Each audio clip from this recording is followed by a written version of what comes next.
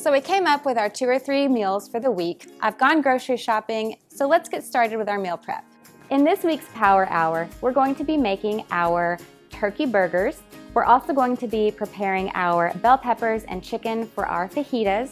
We're going to be making a fajita seasoning blend so we don't have to pull out all of our spices on a whole nother night. And then we're going to be making a yogurt dressing for our Buddha bowls. All right, as we get started with our Power Hour, you will notice that I've got my recipes right here at the ready, so I'm not having to scramble around to try and find where the recipe was. I've already got it printed out. The first thing we're gonna do is make our apple spinach turkey burgers. The first thing we'll do is grate an apple, and I've pre-washed all of my produce.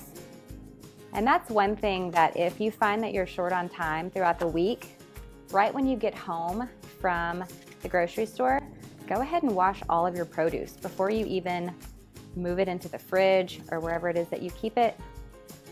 You can always go ahead and wash it so it's just ready to go. All right, I've just quartered my apple and I'm going to just use a box grater. I'm gonna not use the big side, I'm gonna use the little side. And then into a bowl, we'll just grate. It doesn't matter what apple you use, whatever you've already got on hand, or whatever apple your family likes. Okay, so I've got all of the apple grated. One tip I like to have when I'm meal prepping is a garbage bowl. It's just a lot easier to just be able to dump everything into a bowl as you're going along. So I've got my grated apple. You'll see that it's just all grated up. There is a little bit of moisture in there, and that's perfectly fine. I'm gonna actually leave it. So after I've grated my apple, the next thing I'm gonna do is add my spinach. I thawed it in the microwave, and now I'm actually gonna wring out a lot of the moisture because this has a ton of extra moisture in it. What I'll do is actually wrap it up into a towel and then squeeze out the moisture, so you can watch me do that. You could do this with paper towels or just a tea towel that you've got. All of that. The next thing that I'm gonna add is my ground turkey. If you've never used ground turkey before, I really encourage you to try it. There's lots of different types in terms of how much fat it is or how lean it is. Oftentimes people will buy an 85-15. That means it's about 15% fat. That's what most people are used to eating. However, if you can, I really encourage you to try the 93-7. It's gonna have a lot less fat in it. But with that said, we know that fat equals flavor and it also equals moisture. So that's why I'm adding in the spinach and the apple. It's gonna add back a lot of flavor. It's gonna add in a lot of that moisture that's lost when we take away the fat. Okay, to this, I'm gonna just add salt and pepper, and that's really it. It's such a simple recipe. The hardest part truly is grating the apple. So I'm gonna do 1 teaspoon of salt, and I'm gonna do half a teaspoon of pepper. So 1 teaspoon of salt, and then half a teaspoon of ground pepper, and that's it. So now I'm gonna use my best kitchen tool, my hands, and actually mash this burger up, and I'm gonna make it into 6 patties. Now you can make it into 4, but they'll be really huge. So especially if you have kids that you're cooking for or grandkids, I would encourage making a little bit of a smaller patty. So again, most people aren't used to having apple or spinach in their burgers, but I encourage you to give it a shot. You never know. Okay, so that's all mixed up. The easiest way I've found to make sure your burgers are even is to just use your hands and kind of score the meat into those 6 burgers. And then another trick that I'm gonna do is when I'm storing the burgers, because I'm gonna make them and then put them into this glass container, pop them into the fridge, and then we'll pull them out on the night that we're ready to eat them. I like to put parchment paper between each of the burger patties. It's just easier to have them separated out like that. They don't stick together when they're in the fridge. So I'll be using these guys. I just use these parchment, the pre-cut sheets, which are made to fit most baking pans, and then I just cut it into 4s. So that's that. So here we go.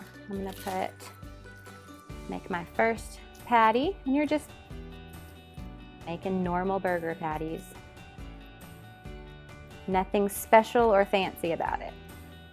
But if you think about it, doing this ahead of time, how easy is it when you get home, you can just pop these out and get them onto the griddle or into your skillet, and you can have burgers super fast. Another thing that you could potentially do, I'm gonna make more than 6, I think. Another thing you could potentially do is make these into meatballs. So you could have the same recipe. You could use it for burgers one night, you could use it for meatballs a whole nother night. Burgers are also one of those pretty highly accepted foods. So if you have kids that aren't huge on eating greens or fruits, this is a really good way to kind of sneak it in without being too sneaky. We don't want to be too sneaky. Okay, so your burgers are done. All we have to do now is pop the lid on them, and they're ready to go in the fridge. If you wanted to get really fancy, you could always print out a label, or you could pop the recipe on top of here just so that you know exactly what's in there. Totally up to you, whatever works best for you. I like to just, obviously I can see what it is, that's why I like the glass containers. Then I know I can just pull this out and it'll be ready to go on burger night. Okay, the next thing we're gonna do is we're going to prep some components for our sheet pan chicken fajitas. One thing I do is get storage bags, freezer bags, whatever you've got, and I always label them. If this is something that's gonna go in the freezer, I definitely would use a freezer safe bag and always put the date on it. However, since these are just gonna go in our fridge, then I just wrote chicken or fajita chicken, and then I wrote the bell peppers and onions, so I'll know what to put in this bag, and then I put chicken on this bag, so I'll know which one goes in which. So the first thing I'll do is we're just gonna prep 2 bell peppers, so chop these guys up, and then a red onion as well. Now, if your family likes other vegetables, this is really versatile. You can use whatever vegetables you like. Now, one thing I will preface this with, which I should have said at the very beginning, I am not a trained chef. I am just a home cook. So I'm sure there are better ways to chop and use a knife and do all those things. I'm just here to try to get a healthy plate in front of my kids and in front of my family. So I'm gonna chop these just into strips, kind of like you would if you were ordering fajitas somewhere. So the beauty of meal prepping truly is that it just allows you to have a little bit more time and be a little bit more free when you come home, because you're not having to pull out the cutting board, you're not having to pull out the spices and all the things to get dinner on the table. This is that prep work that takes a little bit of time, but if I'm doing several meals at once, then truly I'm just having to get my cutting board out once. I'm just having to get all my spices out once. So it really does save a lot of time versus if you were to make each of these meals from start to finish on separate nights. Now, when I'm doing this, I normally have a 4-year-old running in here asking for snacks, or I have my 11-month-old who loves to gnaw on raw peppers, so she's always stealing some too. So not all the ingredients always make it.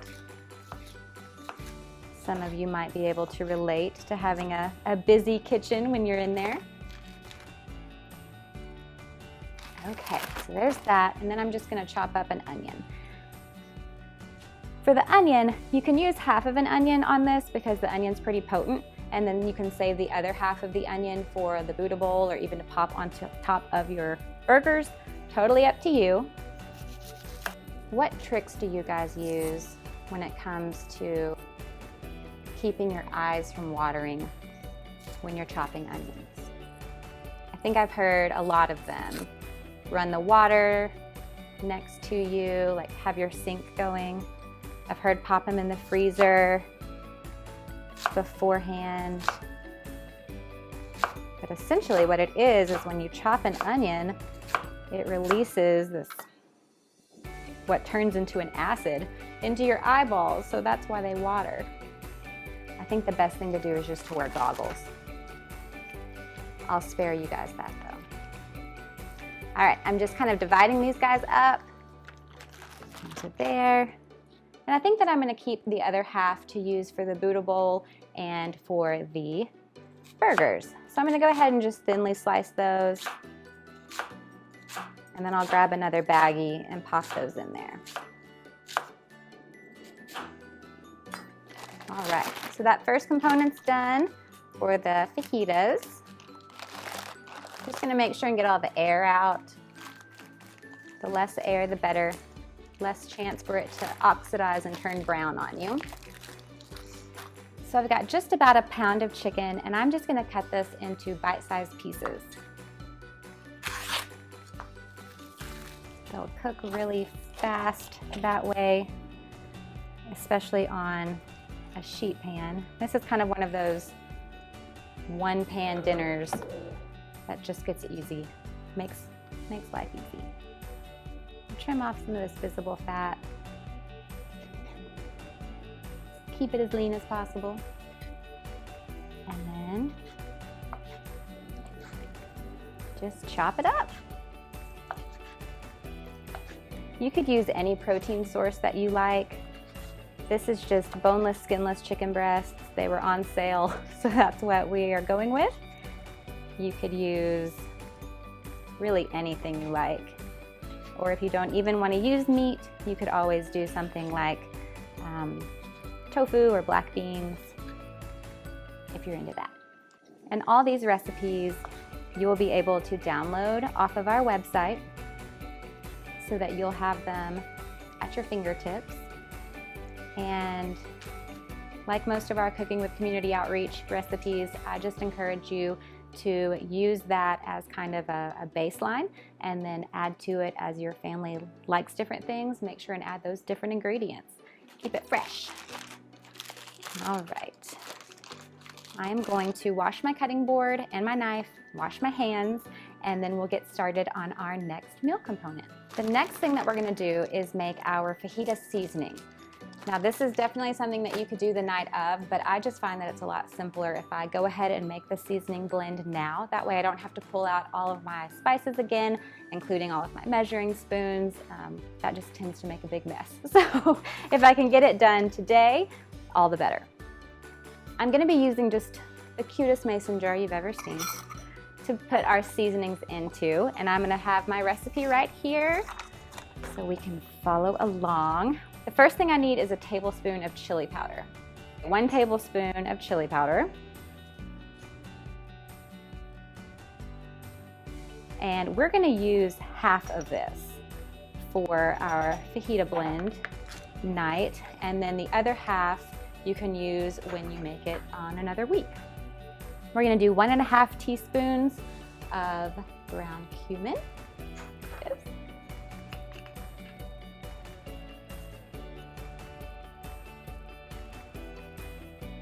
Maybe we're going to use the 1 teaspoon.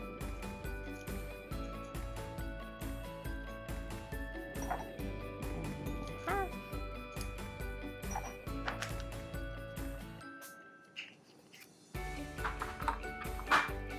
We're going to do 1.5 teaspoons of paprika. You can always buy the pre-done like taco seasonings, which are fine. I just like the taste of these homemade ones. Plus, if I wanted to, I could even double or triple this recipe, and then I would always have it in my spice cabinet. I would just label it and then be able to pull from it when I need to. Okay, 1.5 teaspoons of garlic.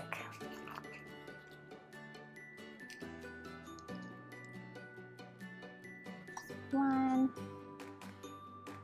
1.5. If a little extra garlic gets in there, it's okay. We love garlic in our house. 1 teaspoon of onion powder.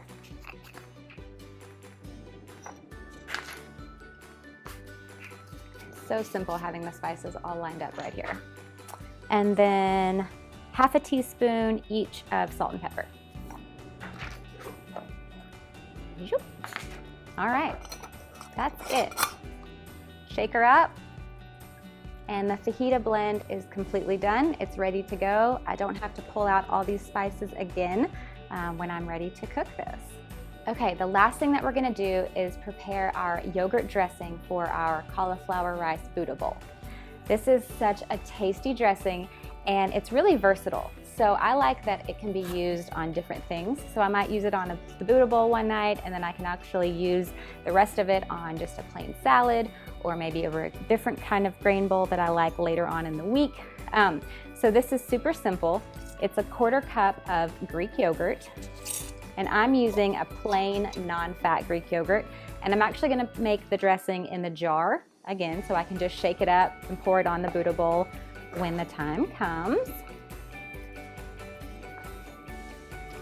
So just a 1/4 cup plain non-fat Greek yogurt. Doesn't matter which brand. I like using Greek yogurt because it gives it a little bit of a thicker texture, and it also really pumps up the protein. So just an easy way to get extra protein into a meal. And you can use Greek yogurt any place that you would traditionally use, like a sour cream or a mayonnaise. It has that same kind of tangy flavor, but no fat, lots of protein. So I'm always a big fan of that. The next thing I'm gonna add is a 1/4 cup of orange juice. If you've got some orange juice in your fridge, by all means, just pour that in. I'm actually gonna use some fresh oranges today because I'm feeling fancy. One trick to get more juice out of citrus fruits, you can always roll it on the counter like I'm doing, or you can always pop it into the microwave for a couple seconds. Seconds, not minutes. It will blow up. So that really helps kind of get the juices going. Try not to get it in your eyeballs. And I can usually get a 1/4 cup of juice out of one orange. All right.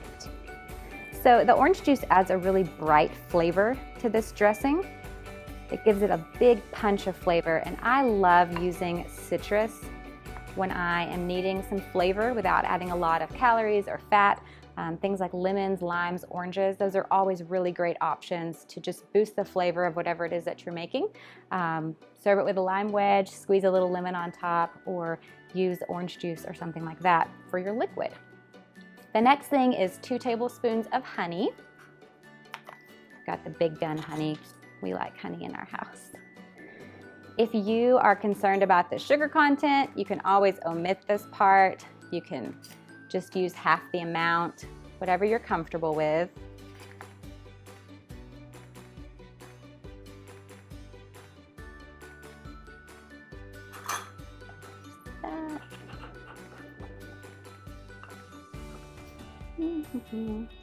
Clean hands. All right. Half a teaspoon of cinnamon. I know, that's different. Don't be concerned. It tastes so yummy. I promise. One thing with this is the recipe has some mandarin oranges and some blueberries along with the cauliflower rice and such, and that's so yummy. It's really a bright flavoring with all different fruits and things. However, this also could transfer into the fall flavors, winter flavors, if you were gonna do something like some roasted sweet potatoes. So this dressing really has that warmth to it with the cinnamon, but also the brightness from the orange. So it's definitely one that can kind of go across multiple seasons. Then we're gonna just do a pinch of salt and a pinch of pepper. Do that in my hands so that it's not more than a pinch. And then that's it. So this guy, I'm just gonna shake him up.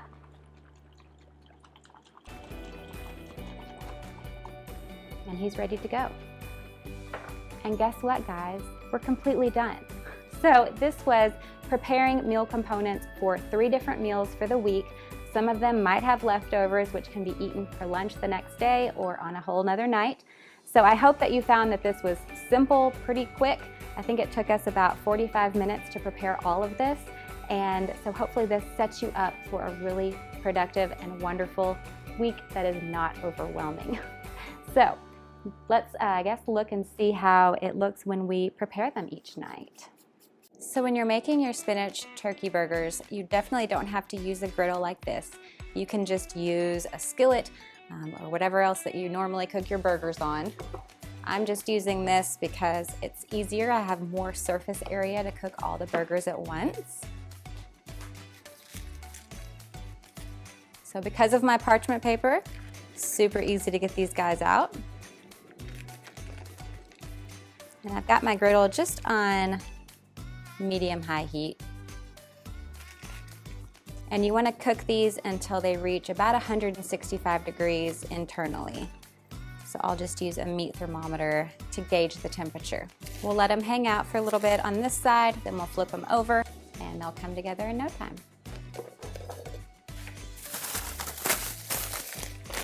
So on turkey burger night, obviously it's just a matter of cooking the burgers and then pulling out whatever accompaniments you want to go with it. I've got some whole wheat hamburger buns here, some ketchup and mustard.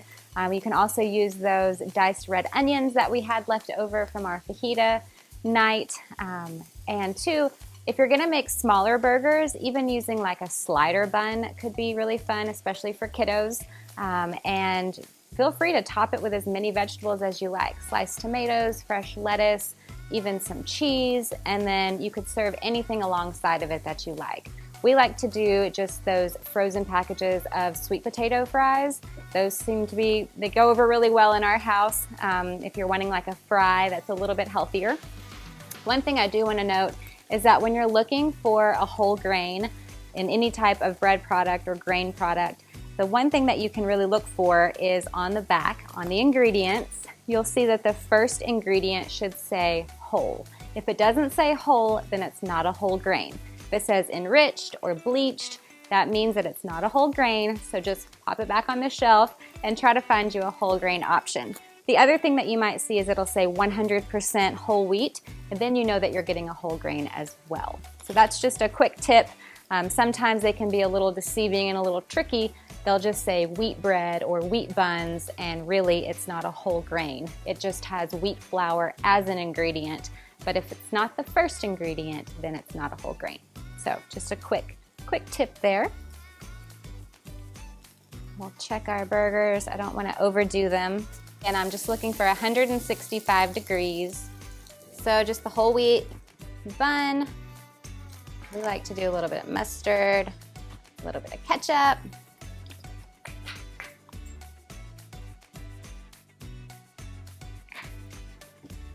And then we'll just pop these guys on.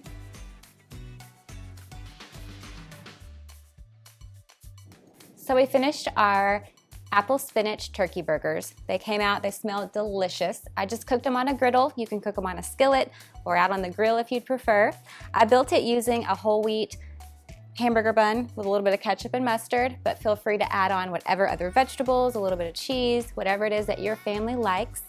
And you can even do a build your own burger bar. So set out your burgers and all the different things that you'd like to put on top, and your family can come through, build their own burger, and a healthy meal is served. All right, so now it's Buddha bowl night. I'm gonna show you one of my favorite tricks when it comes to choosing a grain or a rice for a Buddha bowl. I'm actually not gonna use a grain at all. I know that cauliflower has kind of been the darling of the last couple of years. I love to do frozen riced cauliflower. Now you are welcome to buy cauliflower and rice it yourself in a food processor or with a grater. However, I am a little bit lazy and I like to just buy the frozen one. So what I'm gonna do is pop this in the microwave. The cook times vary depending on how big your bag is, what kind of temperature your microwave cooks at. So this one has about 4.5 minutes. So I'm gonna pop it in the microwave, let it cook for 4.5 minutes. And then when it gets out, I'm gonna teach you the trick to actually liking cauliflower rice. Okay, our cauliflower rice is done cooking in the microwave. I'm gonna let it cool off just a little bit before I start handling it, but I'm gonna go ahead and assemble our Buddha bowls. I wanna show you how quick and easy this comes together. I'm choosing a hearts of romaine. You can choose whatever type of lettuce that your family likes. You could do spinach, you could do butterleaf lettuce, whatever it is. I'm just gonna divide this among 4 plates. So this is that pre-washed lettuce. You can always re-wash it if it makes you a little nervous. The next thing I'm gonna do is add some color with some carrots. Now you can do just plain shredded carrots, which I normally do, but the store was out, so I got baby carrots, which is just fine. I'm gonna just chop these up pretty small and then just sprinkle them.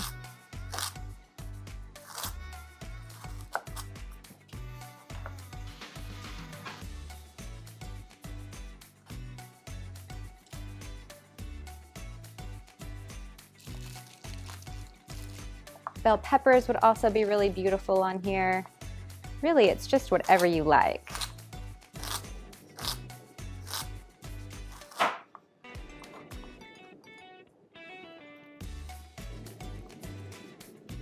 All right.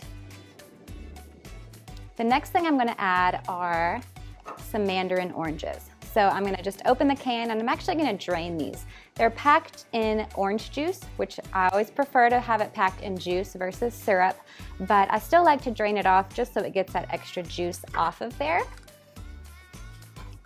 You could also cut up a fresh orange if you wanted to do that. I'm always looking for a little bit of a shortcut, so for me this just works a little bit better. Plus, another tip, my daughter loves mandarin oranges. Actually, both girls do. And a lot of times, if I'm trying a recipe that might be a little bit new for them, so all of this lettuce might be a little bit different, putting in an ingredient that I know that they love will make the meal a little bit more acceptable to them. So knowing that there's mandarin oranges on there, Gracie might think, hey, this has got one of my favorite foods, let me give it a shot. It's just one of those mom tricks. They say we eat with our eyes first, so the more colorful the plate, I know the more excited I feel about eating it. There's those. Next up, I've got some fresh blueberries. Drizzle those in there. Again, this might be a really highly acceptable food, so adding those can make a big difference. Now again, with the Buddha bowl, this one is kind of more of like a spring summery with the oranges and the blueberries and such. It's real bright and flavorful. If you wanted to carry this into the fall and winter months, you could definitely add more of those cooked vegetables. So some roasted sweet potatoes would be really nice on here. If you wanted to do more like Mediterranean or Italian, you could always do some artichoke hearts or some sun-dried tomatoes. Just make it your own. This is kind of the beauty of a Buddha bowl, is it's whatever you want it to be. Oftentimes it's just whatever we've got in our cabinets or our fridge.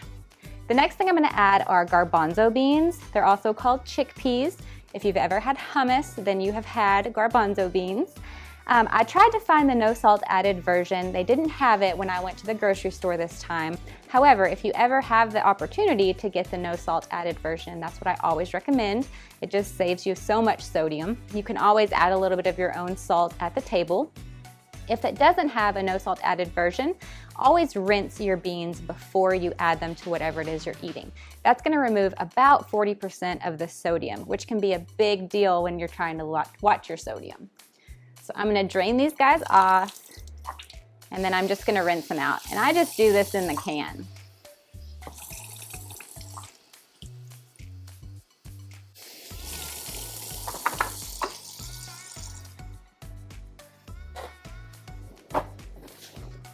All right. Again, I'm just going to divide these evenly.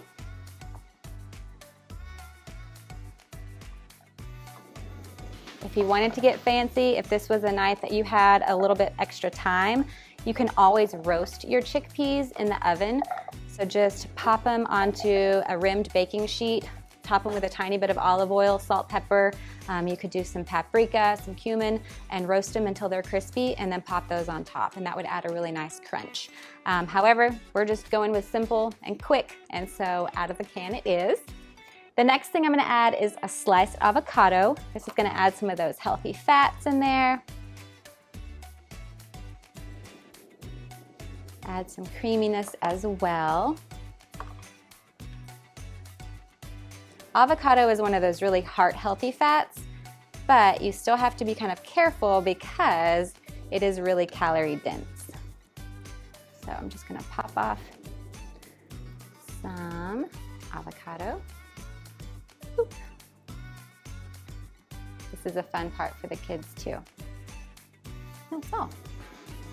You could always use the other half of the avocado on your turkey burgers as well. Cauliflower rice. I feel like this has come in and out of trend.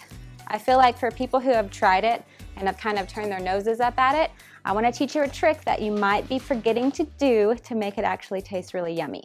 You have to season it. So it comes in a bag and it's great and it's super handy because it's steamable.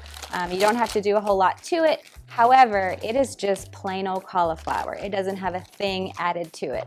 So I tend to get pretty seasoned heavy on it because that adds a lot more extra flavor and it makes it a lot more palatable. So I'm gonna go in with some garlic powder, some onion powder, some salt and pepper. You can always mix and match. You could add different stuff if you like, but this is gonna make a world of difference. If you've tried cauliflower rice in the past and you didn't like it and you didn't season it, then try this trick and it'll make a big difference. And I just season it right in the bag and then I just stir it up. You could also do some like Mrs. Dash seasoning. Just grab a spoon, stir it up. And then I'm just gonna spoon the cauliflower rice right over top. Again, you could use whatever grain you wanted. If you wanted to do a brown rice, a quinoa would be really nice in here. Lots of different options. A bulgur would be really good. This is definitely one of those meals that if you're trying to be carb conscious, it will really help you out. Using cauliflower rice in place of rice in any recipe is gonna really drastically cut the carbs. And then last but not least, we have our dressing that we pre-made. So it's already ready to go. Doesn't have any other junk in it like some of the ones that you get off the counter have, or off the shelf, I should say. So I'm going to actually use my spoon and then just drizzle that dressing over top. That cinnamon really adds such great dimension. And then you don't have to necessarily make this onto 4 plates. You could always make it into a huge bowl, pour your dressing in, and then just toss the salad, and then people could kind of grab out what they want. However, I like it this way because then you can kind of control the ingredients that go onto your plate. So this is a super healthy, really, really filling with all this vegetables, all the fiber from your lettuce, your fruit, your cauliflower. It's just gonna be a dinner that I think your family will really like because it's gonna keep them full for a long time after they eat it. So hopefully you won't be hit up with, can I have a snack soon after? All right, it's fajita night. I came home and I preheated my oven, which that's another tip. If you know that you're gonna be using your oven, go ahead right when you walk in the door and hit preheat so that it's ready to go as soon as you are. We roasted our chicken and our fajita vegetables, which are just bell peppers and onions. Roasted them at 425 for about 30 minutes or so, and they came out, they smell amazing. And I've also chopped up a little bit of avocado to use as well. We're gonna be using a whole wheat tortilla. You could also use corn tortillas. You could use taco shells, whatever it is that your family likes. And we're just gonna have taco night. So I've got my tortilla shell. You could always heat this up in the microwave. You can always heat it up if you've got a gas burner. You could always heat it up over that and kind of get it charred a little bit. Essentially, you're just going to fill your tortilla with all of this yummy goodness. Make sure to get lots of chicken in there. A few avocado slices over top. And then I'm gonna finish off with a little bit of mild salsa. To this, you could always add in jalapenos if your family likes really spicy stuff. You could add in fresh cilantro, lime juice would be really nice. Again, these are just the basic parts of the recipe, but I encourage you to make it your own and add whatever it is that your family would enjoy to make it really acceptable. So there it is, so colorful, full of fiber again, lots of protein as well, so it's gonna keep your family full well after dinner time.